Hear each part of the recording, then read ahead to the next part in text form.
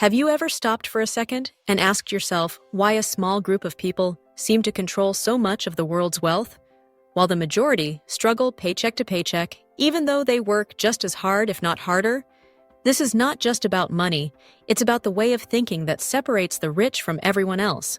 Because if you truly peel back the layers of financial success, you begin to see that wealth is less about luck and more about a set of mental frameworks that operate almost like hidden codes running in the background of their lives, shaping every decision they make. The average person is trained from childhood to follow a linear path. Go to school, get good grades, find a stable job, work until retirement, and hope that the system takes care of them.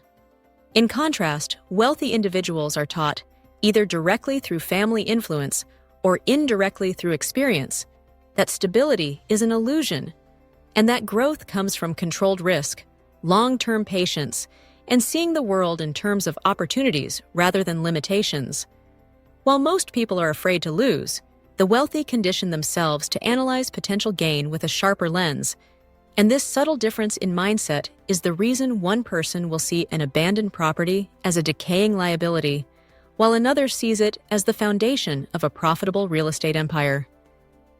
The truth is, rich people live in the same world as everyone else, but they process it differently, almost like having a financial sixth sense that interprets setbacks as lessons, expenses as investments, and failure as data to be studied instead of shame to be avoided. This mental operating system is not taught in traditional schools because schools were designed during the industrial era to create disciplined workers, not independent thinkers. And this is exactly why the gap continues to widen between those who follow instructions and those who write their own rules. The rich don't simply focus on money itself.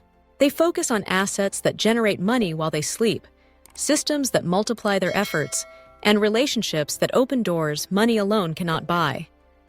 This is why a wealthy person's social circle looks different. They surround themselves with other thinkers, creators, and problem solvers, while the average person often surrounds themselves with people who reinforce comfort zones. This is not a criticism of hardworking individuals, but a reminder that effort without direction is like running on a treadmill. You sweat, you burn energy, but you never actually move forward. On the other hand, when the rich apply effort, it is more like rowing a boat in open waters, every stroke taking them closer to an actual destination.